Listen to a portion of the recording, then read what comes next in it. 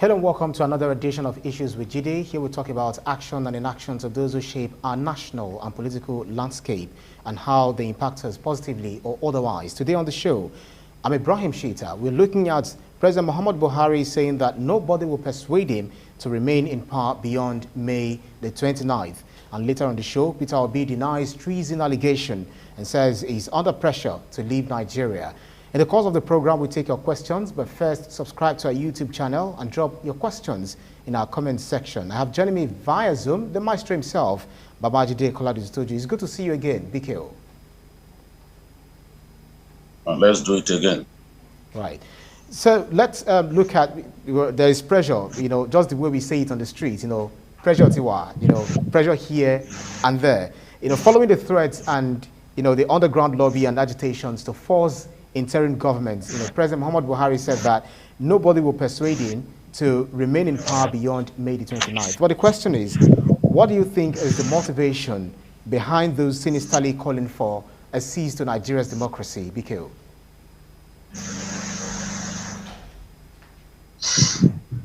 There are those who feel extremely bad about the way the elections went. They've lost the election, especially the presidential election. They are not so concerned about what transpired during the governorship election. What happened during the governorship election cannot be compared to what happened during the presidential election. During the presidential election, 20 governors lost their states. 20 out of 36 lost their states. And where the incumbent gets defeated, it is the greatest proof that the election is free and fair. If the incumbent fails to use the powers of the incumbent to determine the outcome, to give himself victory against the wish of the people, then you cannot say that the election was not credible. Where the incumbent insists on winning against the desires of the voters, that is the definition of rigging and manipulation of the electoral process. During the presidential election, 20 governors, I repeat, 20 governors lost their states to the opposition. APC alone lost 12 states. And you know what that means? For the ruling party to lose 12 of the states that it controlled in the presidential election. The biggest states that the APC controlled were lost during the presidential election. And when we are talking about the biggest states, we are talking about the biggest in terms of the quantum of registered voters available in those states. Because where you have a huge number of registered voters, the potential is there that huge votes will be returned from such a state. Lagos was lost by APC. Katsina was lost by APC. Kaduna was lost by APC. Kano was lost by APC, and many big states like that.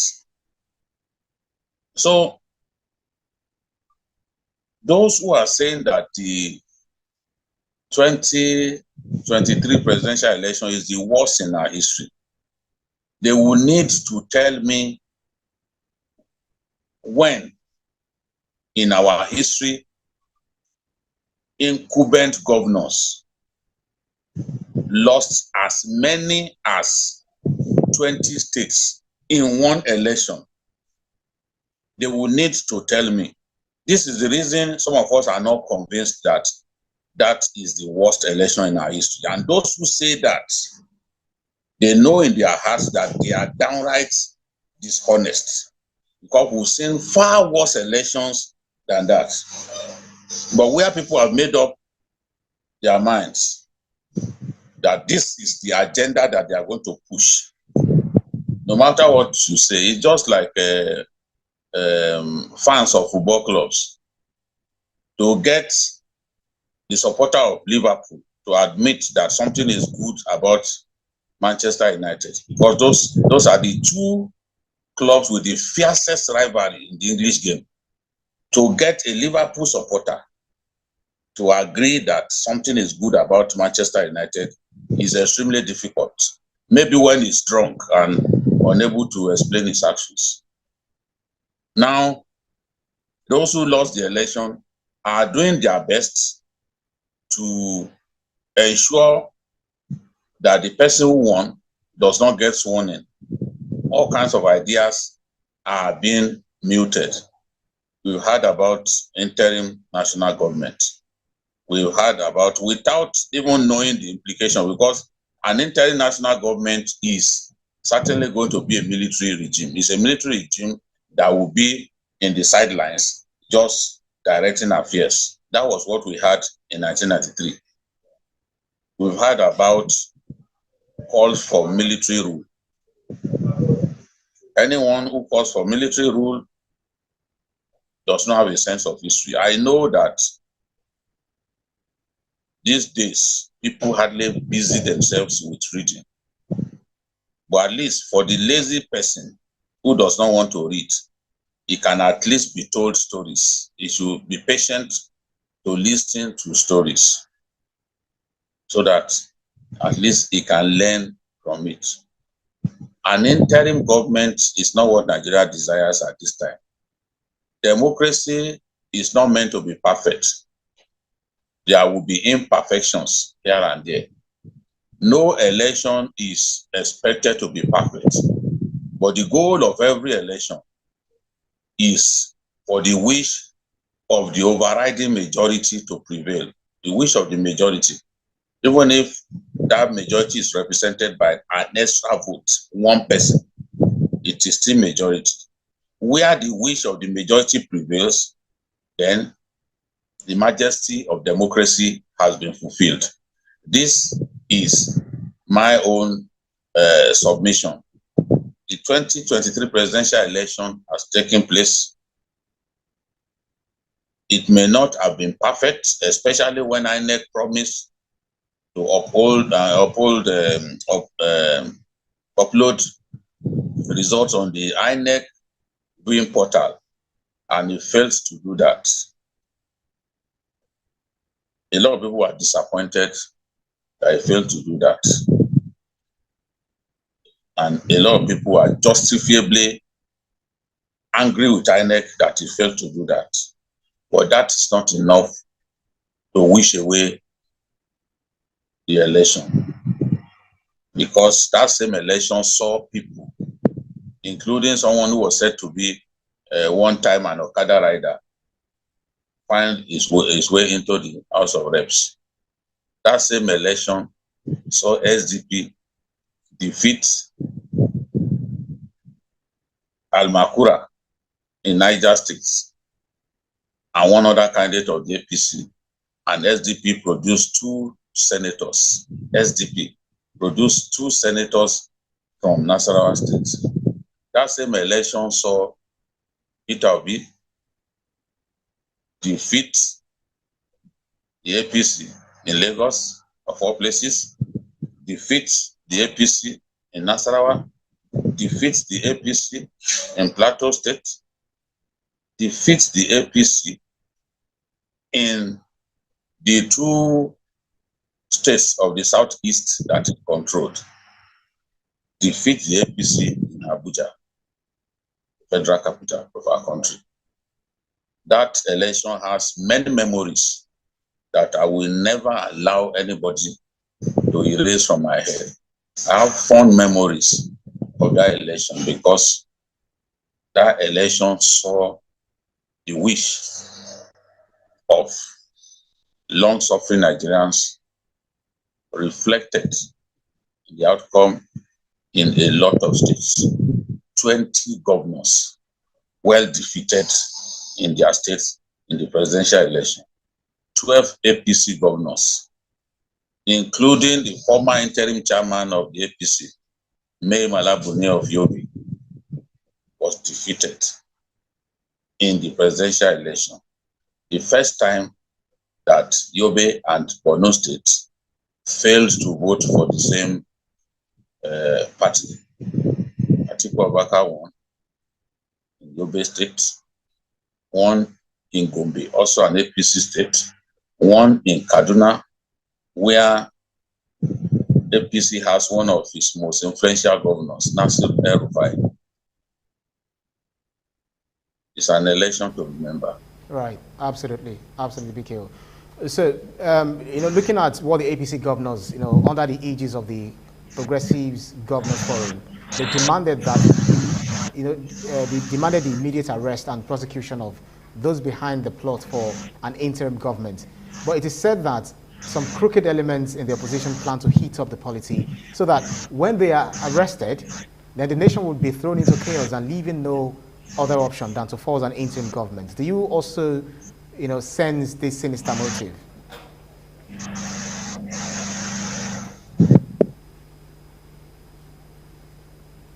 What do you say? Do you also see it from that perspective that some people are trying to, foment trouble in the country so that when they are arrested, especially people in the opposition, when they are arrested, they get onto the streets, start protesting, and then chaos happen, leaving no other option than to force an interim government? Do you see sense in some of these people, some of those, postulating this kind of sinister motive? Yes, and those who are pushing the DSS to make arrests, they've got to realize that this is the reason DSS is not doing that. All kinds of traps are being set. All kinds of traps are being set to heat up the polity, so that at the end of the day, there will be sufficient crisis, enough to ensure that the whole process is disrupted. Because if killing starts happening, all eyes will be on Nigeria. The government could even lose control. So there are all kinds of traps, because we've had people say that, look, we are going to make the country ungovernable. We've had politicians talk in an irresponsible manner like this in the past. So when you are dealing with the Nigerian politician, you also have to be patient. It doesn't mean that you are being cowardly or that you sense that you are not fully in charge. The Yorubas will say, because when the lion begins to move in a stealthy manner, it doesn't mean that the lion is a coward, but it does not want to rouse the attention of the prey so that the prey doesn't get away. The lion, by nature, cannot sprint over a long distance. When the lion chases a prey, before it gets to the 100-meter mark, the lion will turn back if he can't catch the prey. It doesn't have the endurance to run over long distances. So it relies on its short sprints, quick short sprints. And that's why it tries to get as close as possible to the prey before running in its direction. So trying to get close to the prey, and moving in a very stealthy manner does not suggest that the lion is a coward. It knows what it's doing. I believe that all kinds of traps are being set so that Nigeria could become ungovernable, and those who want to bring back the military can then have the opportunity to achieve their aim. So I agree with the DSS that this is not a time to be arresting people indiscriminately, because in the end, it's the opposition that will be arrested, and they are going to say, oh, they are trying to muzzle the opposition, ensure that the opposition doesn't have a voice. But in any country where the law reigns supreme, people are not meant to say what they like. You have to speak in a manner that does not incite our people to violence. Right, so let me take one or two comments here. Yeah, Joseph Bidemi or Dolphin says, can you explain what is going on with the Labour Party leadership and if this was caused by the opposition party? Okay, maybe you react to the question on our second topic. Fabian Akaize says, okay, before I get to Fabian, he said Nigeria would never have arrived at this crisis if PNB did not insist on the selfish monetary policy and its decision to marginalize the Southeast for 8 years. PNB must apologize to Nigerians for failing. Well, he has an axe to grind with the president. Honesty Babalala says, JIDE, please, I want to know why Professor Mahmoud Yakubu blatantly refused to transmit the results of the beavers as promised to, contradiction to what we were told. And Kenneth Agbo says, Unamani Lota, please leave TVC and go to other station, Peter or BTV, but I know you can't resist watching BKO, the best political analyst in Nigeria. These comments are just dropping in, one after the other, that it's very difficult to filter through. So would you want to attempt the question of why the INEC chairman was not able to transmit the election result as promised? I think you've answered that, over and over again. I think that, okay, let me start with what Fabian Akeze said. Fabian always seems to make sense. I always look forward to his comments. He's very objective. He says it the way it is. I think the president is to blame for some of the restiveness that we are seeing in the Southeast. He had opportunities to bring the people of the Southeast closer and get them to realize that Nigeria is their home and that Nigerians want them to remain here. I remember suggesting to the president, immediately after the death of the former Chief of Army Staff, my friend, General Ibrahim Atahiru.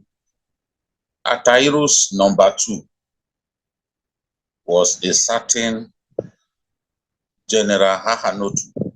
General Hahanotu was the man who arrested Yusuf, the leader of Boko Haram, and handed him over to the police, who then murdered him in custody. General Hahanotu is a Nigerian hero. He understood the Nigerian army like the back of his hand, and he was the number 2 man to the immediate past Chief of Army Staff that we lost in that crash of the military plane. He helped him to make a lot of the appointments that they made, which helped the army to achieve swift successes after Atahiru took over. I pleaded with the president on journalist hangout to make General Ahanotu the Chief of Army Staff, being the number 2. Of course, nobody listened to me. They had to get another person from the Northwest to replace the Chief of Army Staff, who also was from the Northwest. So Fabian was right. And there were other opportunities that were spawned. We also said, look, let's even explore the possibility of dialogue to resolve the issue of Nnamdi Kanu. Again, I was ignored. But it's on record. The good thing about the internet is that it doesn't lie. All of those programs where I was pleading that we should try dialogue and allow Nnamdi Kanu to be released to people that he respects, like Ezife and Mbazulike and Mechi. I was ignored. The people who sit on social media today and deceive themselves that Babajide is a bigot, he doesn't like the Southeast. I know that their memory is short, so they will not remember all of those times when I was pushing for these things. But if I were the president, there are steps that I could have taken that will reduce the carnage in the Southeast, and I will make the people of the Southeast feel that indeed they are part of Nigeria. Since 1999, the Southeast has neither produced the president of our country or the vice president. The people naturally will not be happy because of this. Let's tell ourselves the truth. So Fabian, thank you for that contribution. Speaking about the fact that they didn't upload on IREL, the INEC chairman spoke with the chairman of ADP, I think Action Democratic Party, ADP, that's Yabagi Sani, and he said he too could not explain why they could not uphold the presidential election results. He said he could not explain what happened. He asked him why. He said he could not explain what happened. I know that over 1 million cyber attacks were launched on Nigeria on election day and 5 days after election day. All right. Maybe they were trying to be too careful. Absolutely. To avoid very potentially damaging and dangerous implication of an attack on the INEC result being important. Right. So no one can say exactly what happened. I'm sure that in the fullness of time, we'll tell this story will be told to Nigerians, but that is what they told the IPAC chairman, and I also do not understand why that didn't happen. But even when that didn't happen, the most important document in the electoral process is the result sheet that every agent is supposed to sign upon. That result sheet, that is the primary source of election results. Right. As long as the agents of political parties affirm that what has now been posted on the INEC viewing portal does not contradict what was written in the result sheet from EC8A that they signed at the level of the polling units, then you can say that nothing is wrong with the election. Right, except if an avalanche of evidence is presented showing that what is on form EC8A is different from what was eventually uploaded.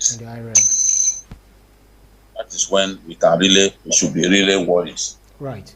So, because of our time, we really spend a lot of time. But then the presidential candidate, looking at the second topic of the Labour Party, Peter Obi, is not pleased with the numerous allegations leveled against him since he filed a petition to challenge the outcome of the 2023 polls, saying that there is pressure on him to leave the country. How do you react to this, Bikil?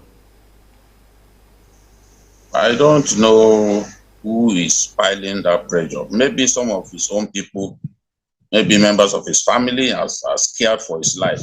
Because I read somewhere, somebody posted something that nothing must happen to Peter Obi. And I say nothing must happen to Bola Tinubu as well. Peter Obi did not win the election. He came third in the election. I don't know why anybody would want to push Peter Obi into exile. Maybe it's been suggested to him that, look, watch your back. There are people who are after you. These people won't mind to take your life because you are fighting for your mandate. And they could remind him that, look, remember what happened to Abiola, the last person to fight for his mandate. He eventually got killed. I'm sure that some people will have been telling him, before taking up a fight in the manner Peter Obi is fighting, of course, he will have weighed the implications. And there are people who will have told him that, look, you are taking a risk. Slow down. I guess that is what he's talking about here. And he said that some of the actions of the ruling party suggest that they are trying their best to blackmail him, to tarnish his image. I also read somewhere that efforts have been made to even look at his finances, that they were even trying to use women to trap him and all that.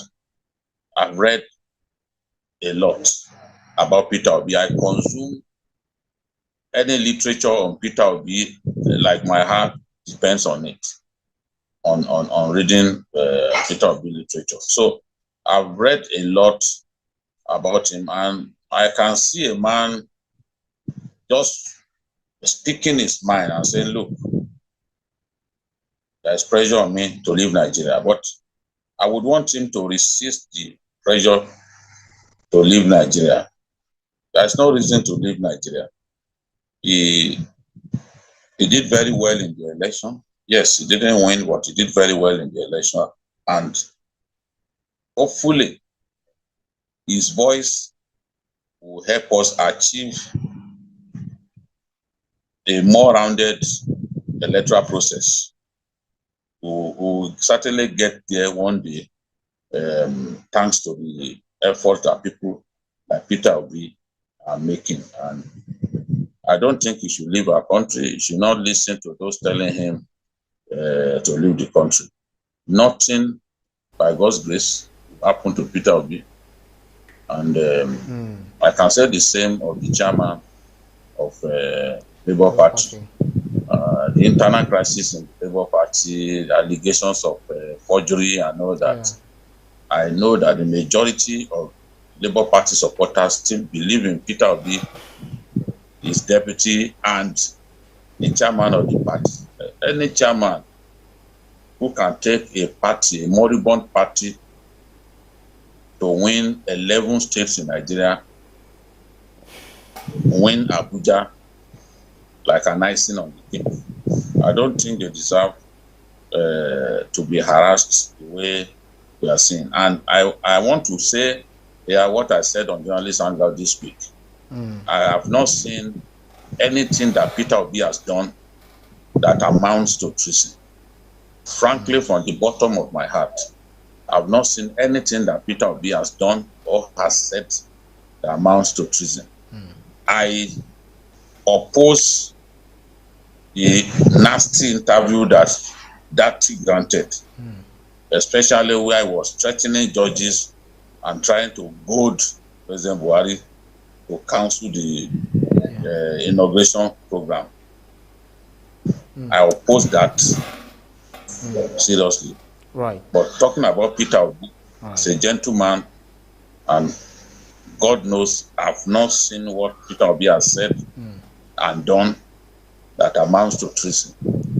Right. So there's no reason to accuse him of treason in the way that Alhaji Lai Mohammed has done. Maybe he had that in mind, but Peter Obi has not committed anything close to treason. Makes sense. Honesty Babalola, no, Nelson Adufe Samuel says, BKO, I really appreciate this segment and this topic. We look forward to the reason for the president's statement. Kelvin Godwin says, thank you, Daddy. Honest Babalola says, Jide, your last week swearing swearing that Asiwaju won the election has clearly showed that you're really sure of what you're saying. Yes. Vocal Loco says, I can't seem to. Okay. Honest Everlasting continues to say that Jide, please take swipe at Bayo Ononuga vis-a-vis comments before and after the election. Thanks. I think you may want to react to that. Mr. Bayo Ononuga was my boss for about 20 years or so. I do not agree with some of his positions. You will not see me take up such positions. But we are different people. We are different people, and in his position now, I do not even see him as a journalist anymore. He's working for a politician, and he's trying to do his best, and you and I know why. So I will not quarrel with him. It's his choice. Some of the comments that he has made, you will never hear me make such comments because we are different people. We are different people. We will never see things the same way. You know? So this is I'm a journalist committed to my calling, and I believe I'm the most objective journalist in our country. I take risk just to prove that I'm objective, and I want it to stay like that, even if I continue to get enemies for being objective. And as for what I said last week, that I was sure Asiwaju won the election, and I swore, I will swear 1,000,000 times that Asiwaju won that election. I know what I'm talking about. The votes that he got in the north, I even expected him to get more votes in the north. So you will not hear people in the north protesting that the election was rigged. And the north was the difference maker in this election. And Asiwaju got impressive votes in the north. So that's where the election was decided, in my view. And Asiwaju got more votes overall, thanks to his performance in Kano than even at Babaka. So he won the election. I'll repeat it even with a gun to my neck that Asiwaju Bola Ahmed Tinubu won the election. I'm not saying if they do it tomorrow, he will win again, because the truth is, if Peter Obi had not taken away potentially the votes that should have gone to Atiku, Asiwaju Bola Ahmed Tinubu will not have won this election. I'm sure about that. But with Obi making such an impressive showing in the states that the PDP used to dominate, with Kwankwaso winning Kano, a state that APC used to win. If Kwankwaso had remained in the PDP and Obi didn't take those votes away, Atiku will have become the next president. So Tinubu won this election. Right. I am certain about that. Bring anything to me, let me swear with it. I will swear, because when I'm sure, I go to great lengths to show that I know what I'm talking about. So it's not, I didn't say it in passing. I will repeat it 1,000,000 times that Tinubu won that last election. But there's no guarantee that if they do it again today, that there will be the same outcome, because you couldn't see maybe Peter Obi and Atiku coming together as one, in which case the partnership of Peter Obi and Atiku will defeat Tinubu decisively. Absolutely, BKO. But yeah, 2025 election, it was Bola Ahmed Tinubu that won. Fair and square. I will say it anywhere. I will stand on the rooftops and say it. And if God calls me and asks me that question, I will still say it before my maker.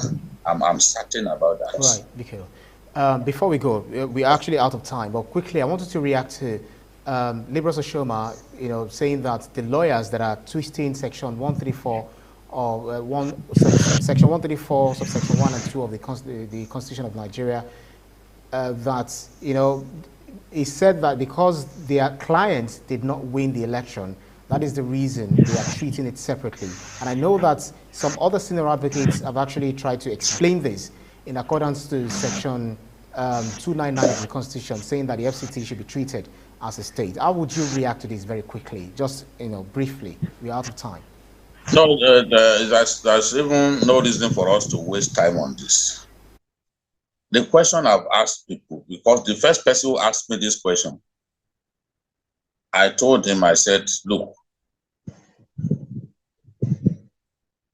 are you saying that if an article wins 36 states, if we got more than 50% in 36 states, and then because the candidate of a rival party is from Abuja, and the people of Abuja decided to vote en masse for him, and Atiku ended up, despite winning more than 50% in 36 states, he ended up not getting 25% in Abuja. Do you then come around to say no, because you must win 25% in Abuja before you can be validly elected? Nothing could be further from logic. It's absolute nonsense to imagine that a person who has won the election, who has scored 25% in 30 states, where they require that he should win in 24 states, because he didn't win Abuja, you now want us to believe that he has not been validly elected. So by that token, are you then saying that a Peter Obi, who did not score up to 25% in 20 out of 36 states, but scored 25% in Abuja, has he now become the president-elect from that position? Do the people in Abuja have three heads, that their votes are now greater value than the votes of the people of Kano?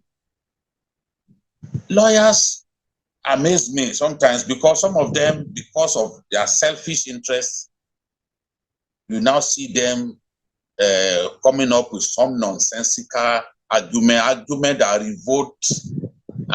that revolt against logic, against reason. Oh, this is the thing. Abuja is just an administrative center that the Nigerian Constitution in Section 299 has said that it will be viewed as a state. So if it is viewed as a state, thanks to Section 299 of the Nigerian Constitution, it means that when you win Abuja, it will be deemed like you have won an extra state, even though it does not have all the characteristics of a state. It doesn't have a governor, it doesn't have a House of Assembly, but it is an administrative center. It is the National Assembly that functions as its own House of Assembly. It does not have a governor. But Section 299 of the Nigerian Constitution deems Abuja to be a state. So if we won 23 states before, and you needed to get to 24, if fortune smiles at you and you win Abuja, then you have 24. That's the way the Constitution views it.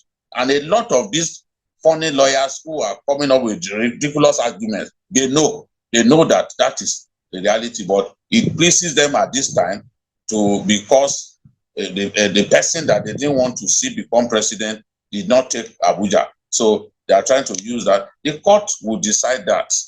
I can tell you that since 2003, the Nigerian courts have been making pronouncement on this Section 134. And these lawyers know. Kayode Ajulo already did the write-up to remind lawyers that, look, this matter had since 2003 been decided. And he said he was disappointed in senior lawyers who are making a mountain out of a molehill. It's the same thing that liberals said, that some lawyers, they know the truth, but they are just being sentimental. They've taken money from some politicians, and it's like they are doing the job. So I wish them good luck. I wish them good luck. Let them continue to push that Abuja is the golden state, is superior to all the states of Nigeria put together. It's up to them. Let them continue to push that argument that does not make any sense.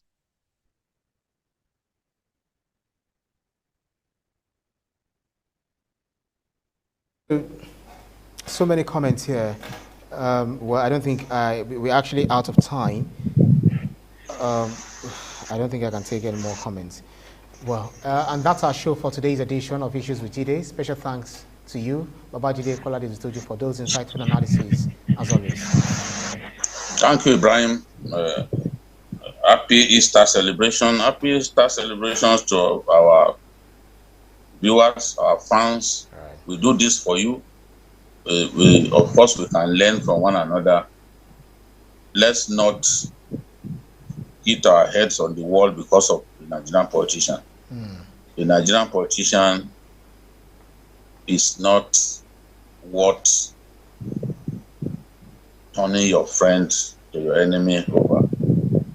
Leave the Nigerian politician alone. They are not worth your trouble. They are not worth your trouble. Let's not fight one another because of irresponsible Nigerian politicians. They are too selfish. They really don't care about you and I. So the earlier we stop fighting one another over them, the earlier we stop insulting one another because Nigerian politicians, the better for us. Why did I say I will not work for a politician? Because I know them very well. I will never be a political appointee. Yeah. It's not going to happen. Right. I made that promise. Right.